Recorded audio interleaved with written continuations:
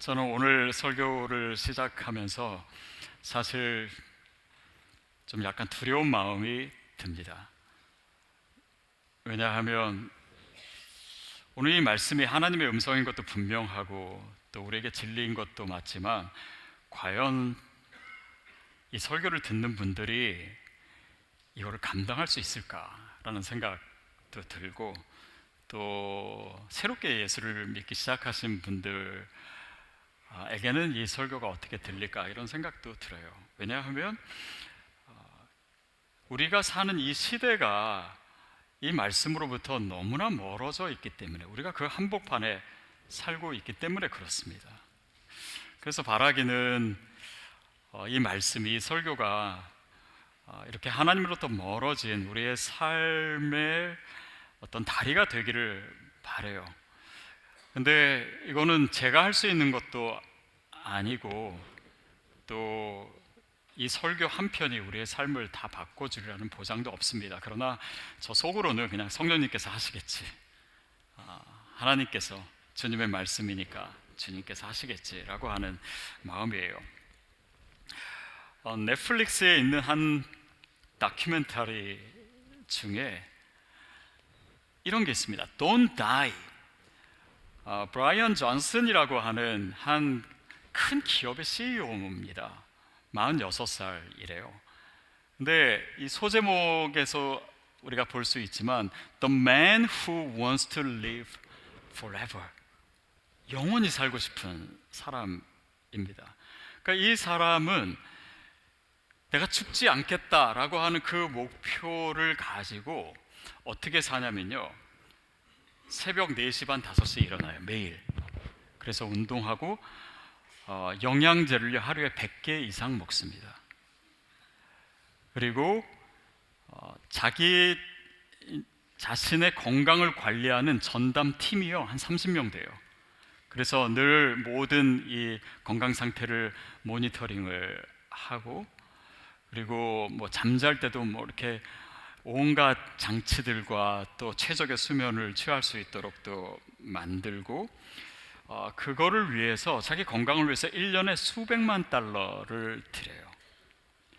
그리고 좀 섬찟한 거는 아들이 17살인데 좀 더 젊게 자기가 되겠다고 아들의 피를 수혈받습니다.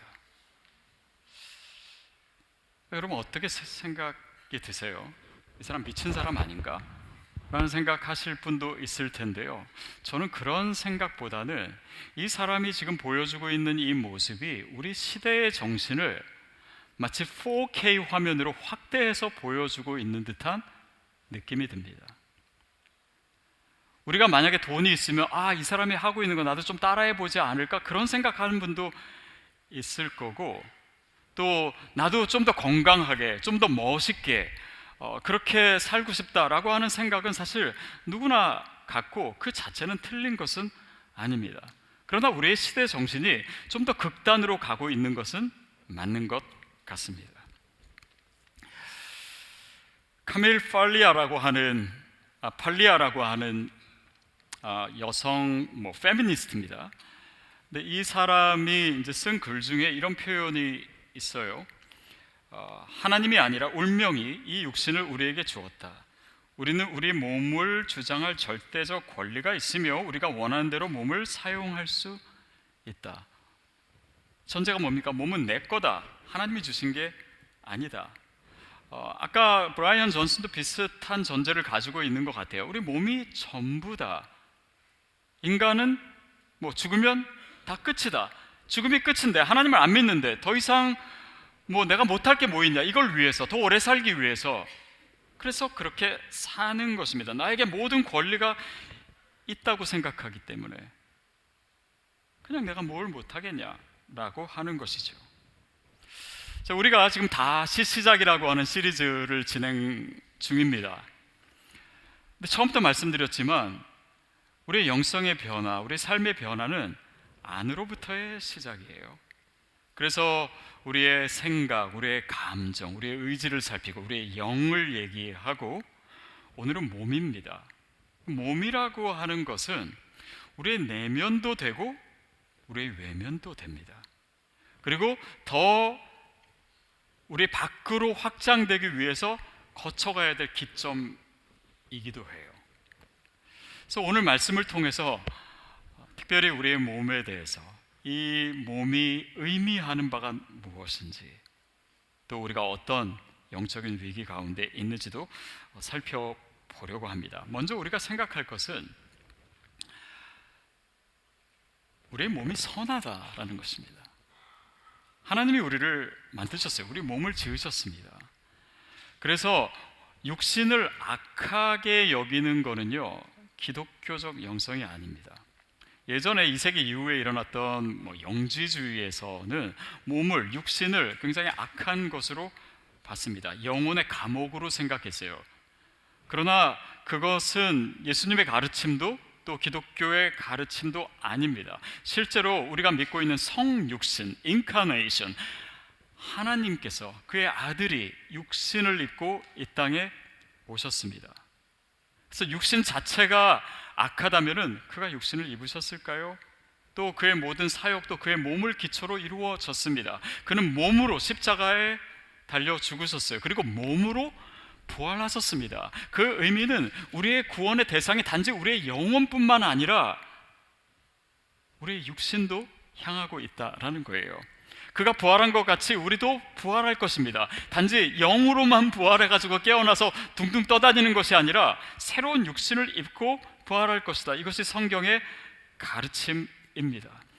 심지어 우리의 신앙생활도요, 다 몸을 기초로 이루어집니다. 우리가 기도도 우리의 입술로 하고, 우리 몸을 사용하기도 하고, 예배할 때도 그렇고, 찬양할 때도 그렇고, 저도 신방할 때 제 몸이 가야 되고, 말씀을 읽을 때도 마찬가지예요. 우리 예배할 때도 우리 몸으로 예배합니다. 또 내가 더 건강하게 사는 것, 더 예쁘게 가꾸는 것, 이런 것들이 뭐가 잘못입니까? 다 좋은 것이고 또 선한 것이기도 합니다. 그래서 우리가요, 이 전제를 가지고 오늘 본문에 나아가야 돼요. 왜냐하면 자칫하면 이 영적인 것과 육신적인 것을 우리가 이원론적으로 생각하기가 쉽기 때문입니다.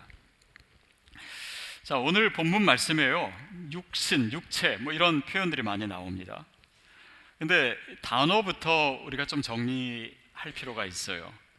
사도 바울이 이 육체 또 몸이라고 하는 단어를 쓸 때 가장 많이 쓰는 단어가 두 개입니다. 하나는 소마라고 하는 단어고 하나는 사르크스라고 하는 단어예요. 둘 다 우리의 육신적인 몸을 얘기할 때 쓰여지는 단어예요. 근데 조금 더 의미상으로 가면요, 이 두 단어가 다릅니다.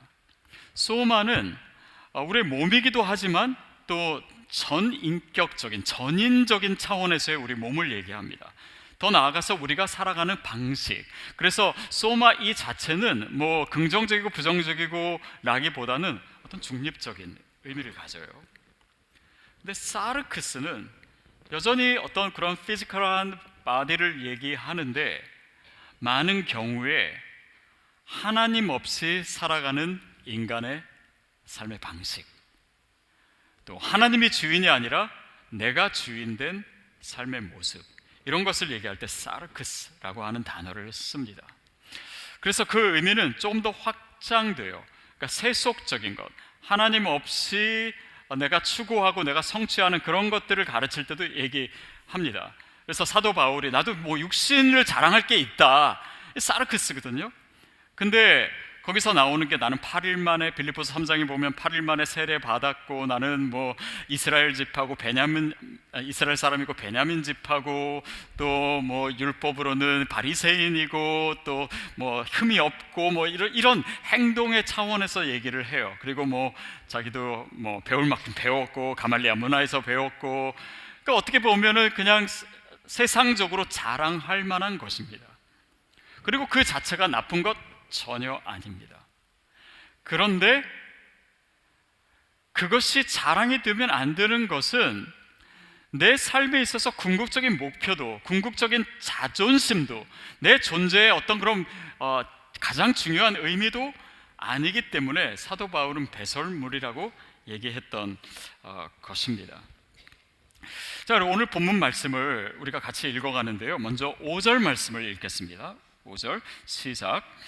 육신을 따르는 자는 육신의 일을, 영을 따르는 자는 영의 일을 생각하나니. 여기서 육신이 사르크스입니다. 육신을 따르는 자는 육신의 일을 추구하고 또 영을 따르는 자는 영의 일을 생각한다라고 얘기하는데, 여기서 생각하다라고 하는 단어가요, 프로네오라고 하는 단어인데 단지 그냥 이렇게 생각하는 의미가 아니고 추구하다, 관심을 쏟다, 집착하다, 그것을 향해서 살다, 온 마음을 쏟다, 이런 의미입니다. 그러니까 육신에 대해서 우리가 그것을 추구하고 그것을 위해서 살아가는 그런 모습이에요. 여러분, 우리 주변을 보십시오.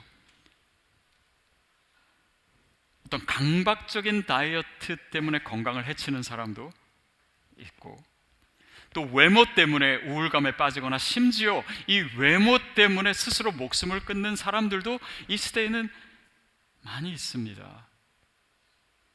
또 젊음을 유지하기 위해서 수단과 방법을 가르치지 않는 브라이언 존슨 같은 사람도 있습니다. 그러니까 몸이 내 삶의 중심이 된 거예요. 어떻게 보면 그것이 나의 전부인 것처럼, 나의 정체성인 것처럼, 내 삶의 목표인 것처럼 살아가는 시대 가운데 우리가 있습니다. 기원전 4세기에 이런 유명한 일화가 있습니다. 프리네라라고 하는 한 굉장히 그 당대 가장 아름다운 여인이 있었어요. 근데 이 여인이 죄를 지어서 재판을 받고 있습니다. 근데 변론 중에 변호사가 이 여인의 옷을 벗겼어요.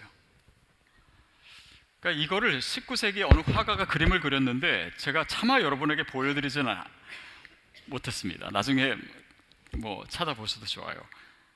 근데 그 아름다운 여인의 모습을 보고요, 재판관들과 배심원이 그녀에게 무죄를 선고하고 석방시켰습니다.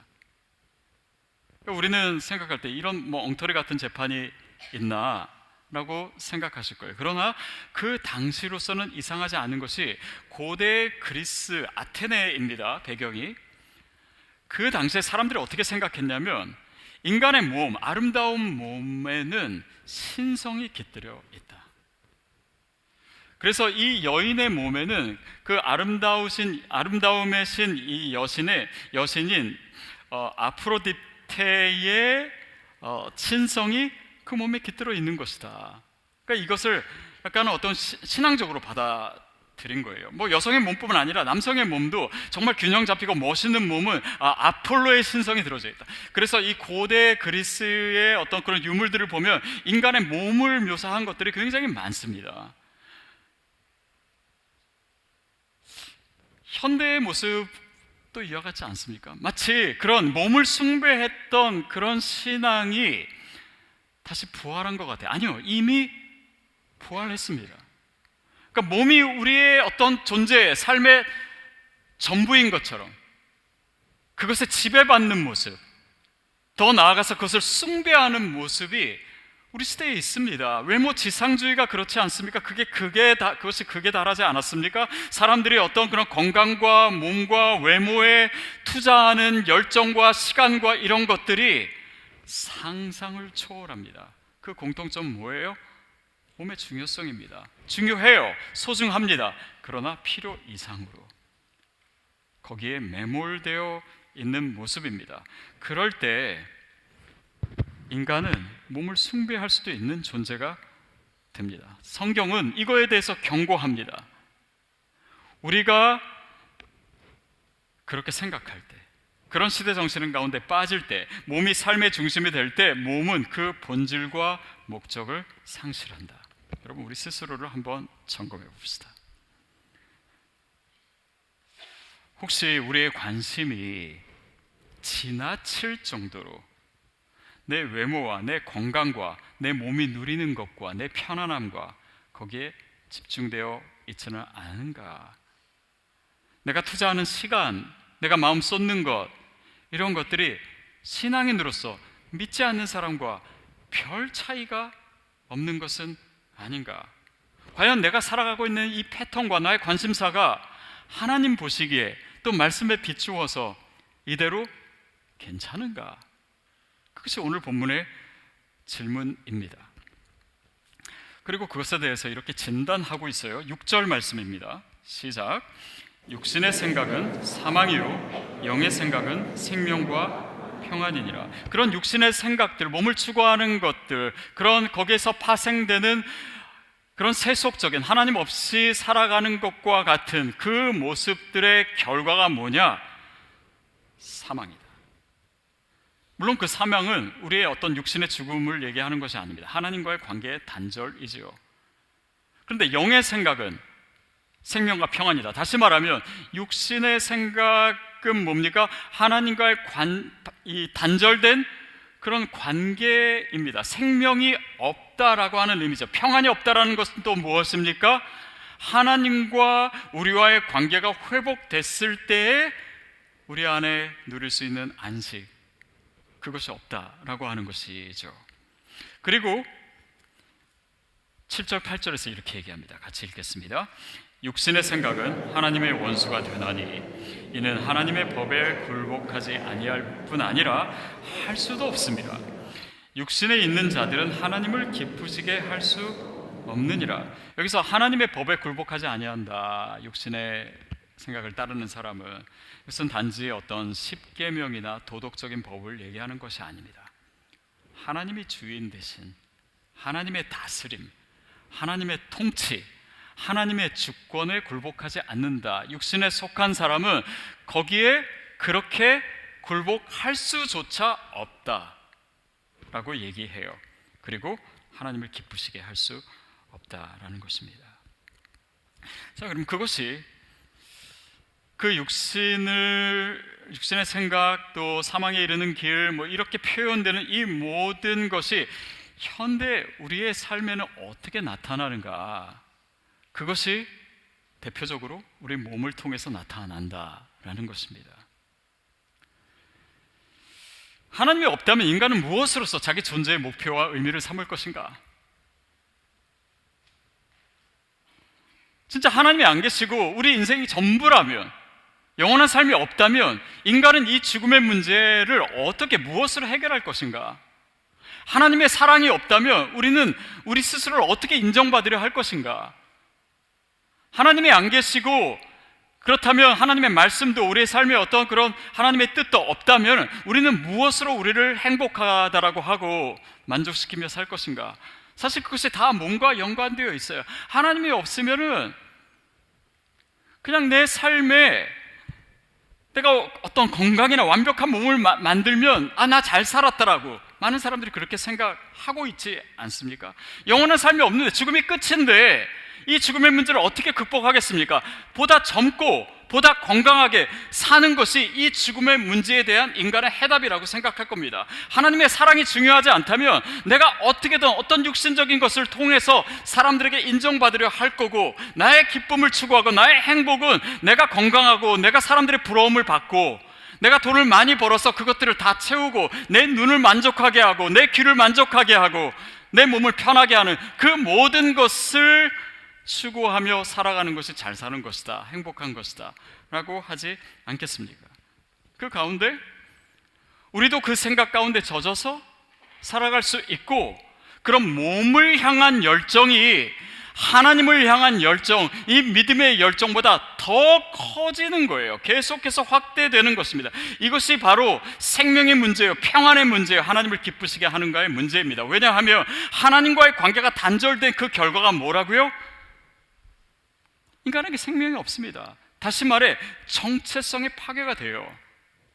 내가 무엇으로 내 인생의 가치를 삼아야 될지, 그 의미를 삼아야 될지, 이 사람이 얼마나 꾸몄느냐, 얼마나 건강하냐, 얼마나 오래 사냐, 이것이 나의 정체성처럼 여기면서 산다면 이것이 하나님 관계에서 오는 것은 아니지 않습니까?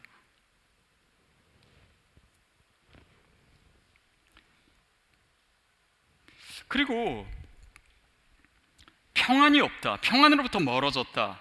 여러분, 이 몸에 대한 관심, 몸에 대한 그런 필요 이상의 열정은요, 사실은 그 뿌리를 보면 불안이 있습니다. 내가 남보다 더 못하지 않나? 뒤처진 거 아닌가? 어떤 실패감, 어떤 열등감, 이런 것들을 더 자극해서 광고를 하는 것입니다. 그런 상술의 속임수가 인간의 어떤 그런 불안감을 자극하는 거예요. 그래서 채우고 더 부러워하게 하고, 그러다 중독에 빠지게 하고, 거기서 헤어나지 못하게 만드는 것이 현대 사회의 모습 아닙니까? 그리고 그 모습을 보면은 육신을 추구하는 것은 사실은 다 나를 기쁘게 하는 거예요. 하나님을 기쁘게 하는 것이 아닙니다. 그런 삶에 대해서 사도 바울은 바로 이 로마서의 독자에게 Stop! 그것은 사망에 이르는 길이다. 저는 사도 바울이 이 본문을 얘기하면서 막 웃으면서 부드럽게 얘기하지 않은 것 같아요.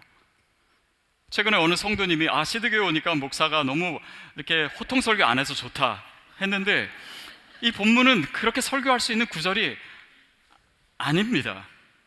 왜냐, 그것은 하나님이 원하시는 것이, 기뻐하시는 것이 아니기 때문에 우리 삶에 당연하다고 받아들였던 이 삶의 모습이 너무나 세속적인 것이기 때문에, 우리가 그리스도인이고 구원받았고 우리 삶이 새롭게 되었는데, 이런 면에 있어서 더 달라질 것이 없다면, 하나님께서 우리에게 은혜를 주시고 풍요롭게 하시고 미국에 살게 하시고 이런 모든 조건이 다 육신에 더 많은 것을 투자하는 모습으로만 가고 있다면, 하나님이 거기서 멈추라, 이 본문을 통해서 말씀하시는 거 아닙니까? 그리고 거기에 복음의 반전이 있습니다. 9절, 10절, 11절 말씀 같이 읽겠습니다. 시작. 만일 너희 손에 하나님의 영이 거하시면 너희가 육신에 있지 아니하고 영에 있나니, 누구든지 그리스도의 영이 없으면 그리스도의 사람이 아니라. 또 그리스도께서 너희 안에 계시면 몸은 죄로 말미암아 죽은 것이나 영은 의로 말미암아 살아있는 것이니라.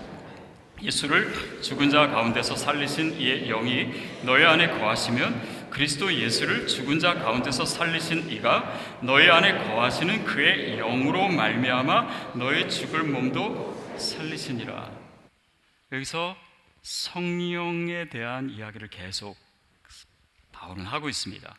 그런데 표현이 굉장히 다양해요. 하나님의 영이다, 그리스도의 영이다, 또 예수를 죽은 자 가운데서 살리시니다, 너희 안에 거하시는 그의 영이다.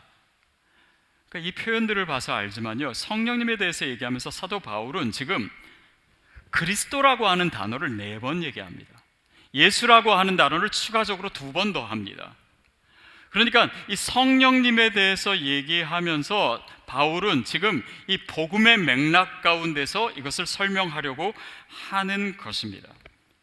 즉, 우리가 예수를 믿을 때 성령님께서 우리 안에 거하신다, 그분의 영이 우리 안에 있다라고 하는 것입니다. 이것을 고린도 전서에서는 이렇게 표현하고 있어요. 6장 19절 20절 같이 읽겠습니다. 시작. 너희 몸은 너희가 하나님으로부터 받은 바 너희 가운데 계신 성령의 전인 줄 알지 못하느냐. 너희는 너희 자신의 것이 아니라 값으로 사신 것이 되었으니 그런즉 너희 몸으로 하나님께 영광을 돌리라. 우리가 예수를 믿을 때요, 우리는 구원받았다, 또 뭐 복음을 믿게 됐다, 이것을 이렇게만 생각합니다. 하나님이 우리 죄를 용서하셨다. 근데 그 차원만 있는 것이 아닙니다. 우리가 용서하셨기 때문에 이제 어떤 죄의 형벌을 받지 않고 천국에 간다, 이런 의미만 있는 것이 아니라 우리의 삶으로 이 복음이 훅 들어옵니다. 그래서 하나님과의 관계가 시작돼요. 하나님과의 관계가 회복됩니다. 그 실체를 어떻게 얘기하고 있냐면, 성령님이 우리 안에 거하신다라는 거예요. 우리가 예수 그리스도를 영접했다라고 하는 것은 이제 그분이 내 안에 거하시는 겁니다. 그래서 우리의 몸이, 우리의 삶이 성령이 거하실 전이 되는 것입니다. 즉, 내가 내 몸의 주인이 아닌 것입니다. 그리스도께서 십자가에 달려 죽으셨다라고 하는 것은 죄로 인해서 없어져야 될 우리의 눈과 우리의 코와 우리의 귀와 우리의 손과 우리의 발과 우리의 심장과 이 모든 것이 단지 옛사람에게 속한 것이 아니라 그리스도께서 십자가에서 우리에게 주신 것이다, 그분의 것이다. 하나님의 것임을, 하나님의 창조물임을 다시 이 복음을 통해서 회복시키신 것입니다. 그러니 이 몸에 대한 우리의 관점도, 우리의 생각도, 우리의 정의도 다 새롭게 되는 것이에요. 그래서 우리가 그분과 연결되고 성령님이 내 안에 오신다라고 하는 것은 우리가 용서를 받고 구원받았다라는 것과 별도로 따로 옵션으로 생각하는 것이 아니라 우리의 구원에 있어서 핵심적인 것입니다.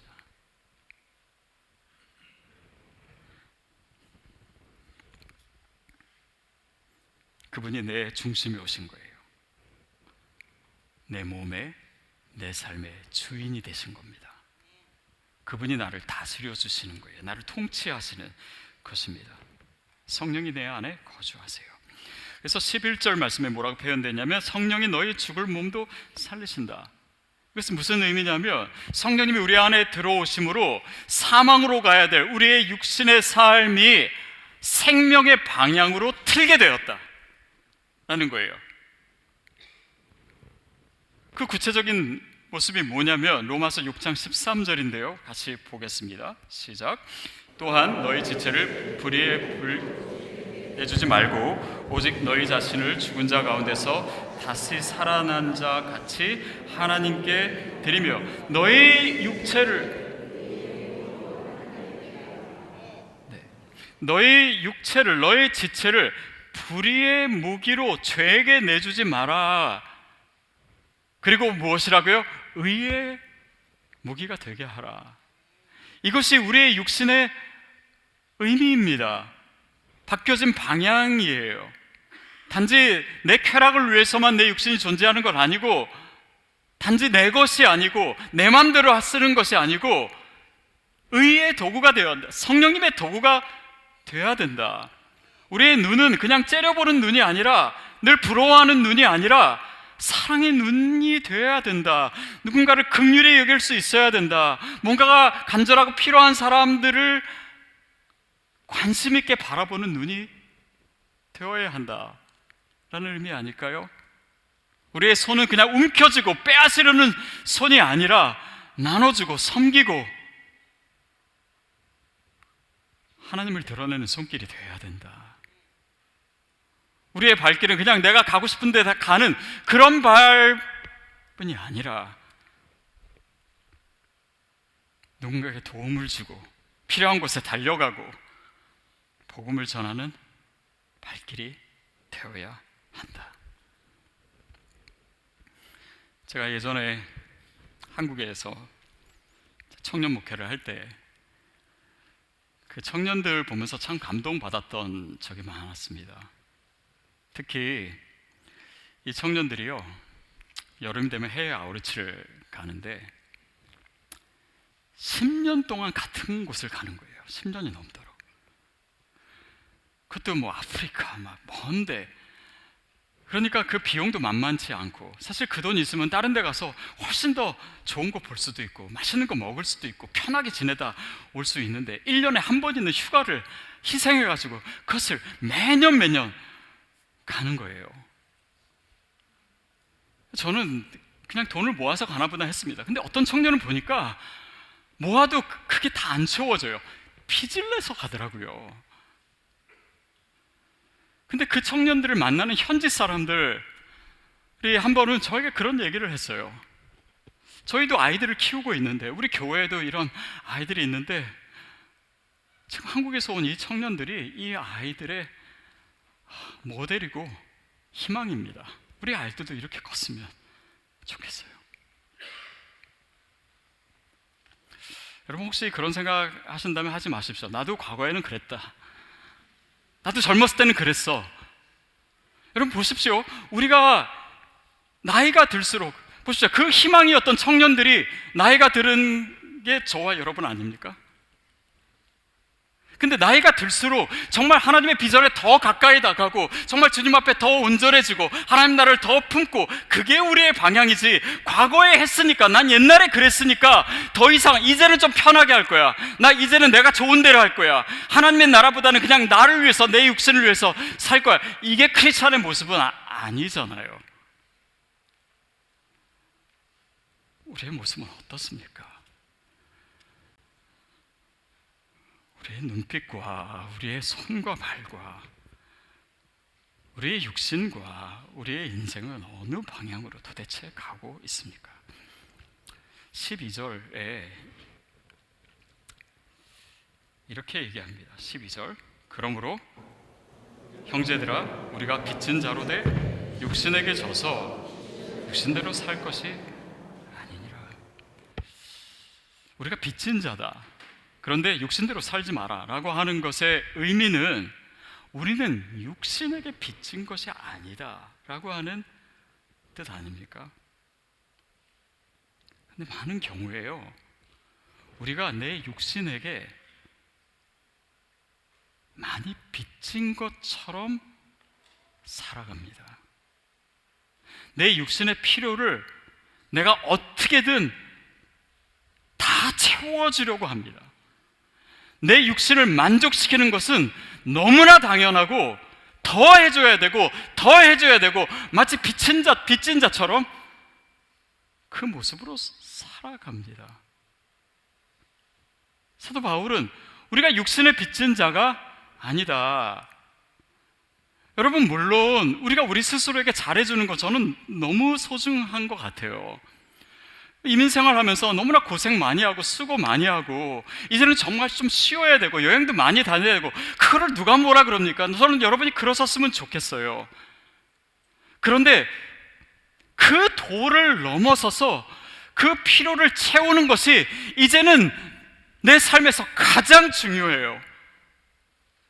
그것을 위해서 살아가요. 그것을 잘하고 많이 하는 것이 잘 사는 것처럼 착각하며 살면서도 이것이 뭐가 잘못됐는지 우리가 생각조차 하고 있지 않아요.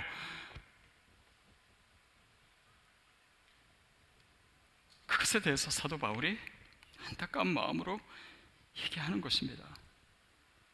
단지 우리 몸의 얘기가 아닙니다. 어떤 세속적인 가치, 우리가 더 잘 살게 되는 거, 자랑할 것이 있는 거, 우리 자녀가 잘 되는 거, 좋은 학교 가는 거 얼마나 다 좋은 일입니까? 그러나 거기에 마치 내 인생이 있는 것처럼, 거기에서만 내 정체성을 찾아야 되는 것처럼, 내가 거기서 성공해야지만은 내 인생이 뭔가 성공한 것처럼, 그것으로 나를 보고 그것으로 다른 사람을 평가하고, 이게 뭐가 크리스찬입니까? 도대체 뭐가 바뀐 겁니까? 그러면 과연 여기서 우리가 어떻게 벗어날 수 있습니까? 어떻게 우리가 육신에 속한 자가 아니라 정말 하나님의 사람으로 살아갈 수 있습니까? 내가 어떻게 변화될 수 있습니까? 어떻게 내 시선과 내 목표와 내 삶의 의미와 이 모든 것이 새롭게 될 수 있습니까? 감사하게도 본문은 그에 대한 답을 주고 있어요. 13절입니다. 시작.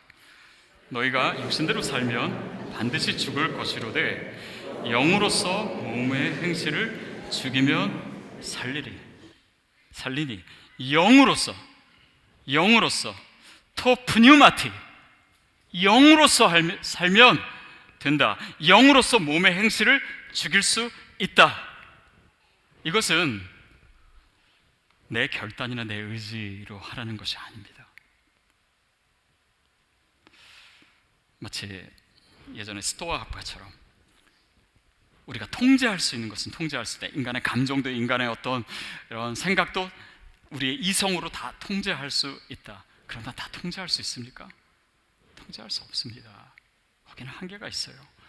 우리가 다시 율법주의로 돌아가자라고 하는 것이 아닙니다. 그것을 지키고 또 하지 말고, 근데 거기에는 자칫하면 유대인처럼 어떤 영적인 교만에도 빠질 수 있고 결국은 좌절합니다. 내가 그거 다 지킬 수 없어요. 그렇게 살 수 없습니다. 인간에게 그런 내 모든 삶을 통제할 만한 그런 능력이 우리 가운데 있습니까? 죄인된 인간에게는 없습니다. 그런데 복음 안에는 있습니다. 복음이라고 하는 것은 그런 어떤 의지적인 내 행동적인 변화, 외적인 변화가 아니라 안으로부터 변화라고 말씀드렸습니다. 그 말은 내 안에 성령님이 거하시고 그리스도인 안에는 그 성령님께서 일하신다라는 것입니다. 어떻게 일하시냐? 아니 저도 맨날 넘어지는데, 저도 부족한데 성령님이 내 안에서 일하시는 건 맞습니까? 우리가 그리스도인이라면 성령님께서 일하고 계십니다. 구체적으로 성령은 먼저요, 우리 몸에 대한 거짓말을 드러내십니다. 우리에게 계속해서 가르쳐 주세요. 알려주십니다. 내 몸이 곧 너야. 내 가치는 몸이 결정해. 어떤 돈과 명예와 직위와 이런 세상에서 인정받는지 못한다면 너는 설 자리가 없어. 넌 살 이유가 없어. 라고 하는 세상의 거짓말을 알아차리게 하십니다. 말씀을 통해서, 어쩌면 지금 이 시간을 통해서, 우리의 상황을 통해서, 우리의 공동체를 통해서 성령님은 계속해서 말씀하세요. 그리고 어느 순간 생각하게 하십니다. 내가 이렇게 하는 것이 맞나? 내가 주일에 이것을 하는 것이 맞나?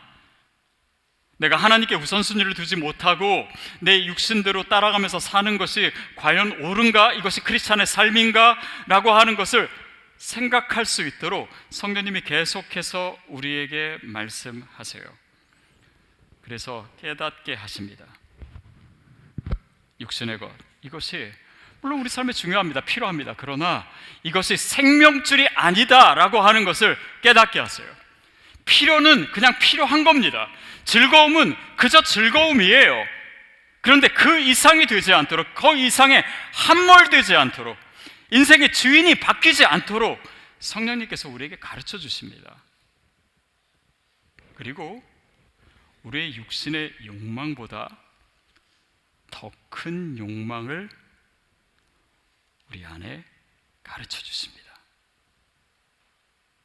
욕망을 이기는 것은 더 거룩한, 더 큰 욕망입니다. 이것이 뭡니까? 새 생명의 미각이에요. 예전에는 내가 평안을 누리기 위해서는, 내가 안전하다 생각하기 위해서 무조건 많이 쌓아놔야 된다. 그러나 그 안에 진정한 안정이 있었습니까? 그러나 우리가 그리스도인으로서 새롭게 되고 나니 거기에서 내 안정감의 근거를 찾는 것이 아니라, 물론 그렇다고 우리가 뭐 저금을 하지 말자, 뭐 돈을 모으지 말자 이런 거 아닙니다. 그러나 하나님이 나를 지켜주신다, 하나님이 나를 붙들고 계신다, 거기서 안정감을 찾지 않습니까? 나는 인정받아야 돼. 나는 인정받아야 돼. 어떻게든 사회로부터, 사람들로부터 인정받아야 돼. 거기서 내 삶의 의미를 찾았다면 나는 이미 하나님이 사랑하시는 자야. 그 안에서 내 감정의 변화를 느끼고 있지 않습니까? 또 외적인 것, 물론 그것을 추구하고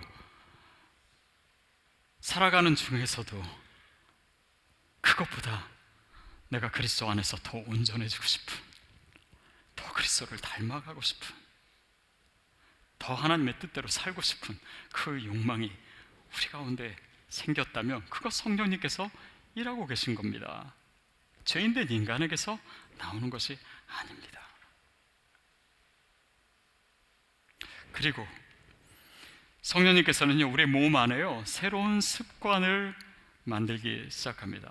뭐 예전에는 막 화나면 부르륵 그렇게 화를 냈다면 어느 순간 잠깐 숨 좀 쉬자, 그리고 짧은 기도를 한다든지 아니면 하나님의 말씀을 떠올린다든지 이런 거룩한 습관이 하나씩 들어오는 거예요.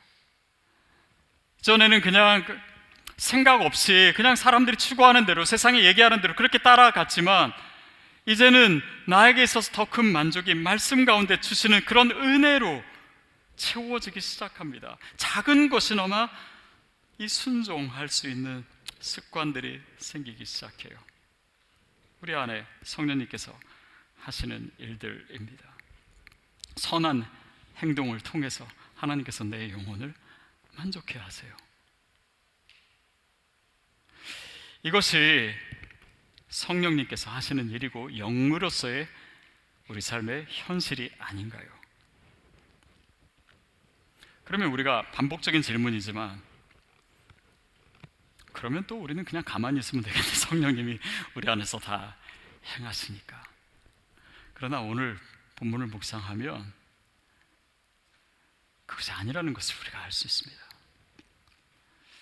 너희는 영으로서 몸의 행실을 죽이라 라고 하는 것은 마치 이 모든 것에 대한 어떤 역사는 성령님께서 하시되 우리가 뭔가를 해야 되는 것처럼 또한 얘기하고 있어요. 그것을 우리가 어떻게 생각해야 되냐면, 성령님께서 내 안에 행하시는데 우리가 성령님이 일하실 공간을 마련하는 것입니다. 달라스 윌라드가 그의 책에서 이런 표현을 얘기한 적이 있어요. 우리 같이 한번 읽어볼까요? 영적 훈련은 의지력의 승리가 아니라 성령께서 우리 안에서 일하실 수 있는 공간을 만드는 것이다. 영적 훈련은 의지로 뭔가를 해가지고 하고 안 하고 이런 차원을 넘어서서 성령님께서 우리 안에서 일하실 공간을 마련하는 것. 다시 말하면 그분의 주권을 인정하는 거예요. 나의 무능력을 고백하는 것. 주님, 제가 할 수 없습니다. 그러나 성령께서 내 안에 계시기 때문에 주님 도와주세요. 성령님께서 하실 수 있지 않습니까? 내가 내 마음의 공간을 마련하겠습니다. 그리고 작은 순종으로서 주님께 나아가는 것입니다. 성령님께서 내 안에 생각을 바꾸시고 의지를 바꾸시고 감정을 바꾸시는 가운데 우리가 반응하기 시작하는 것입니다. 그래서 주님께서 일하시는 이 가운데, 그 과정 가운데 나 자신을 거기에 두는 거예요. 예배의 자리에 있는 것입니다. 말씀의 자리에 서 있는 것입니다. 공동체 안에 들어 있는 것입니다. 그래서 내 안에서 성령께서 일하실 수 있도록, 그리고 그 작은 순종을 반복하는 것이에요.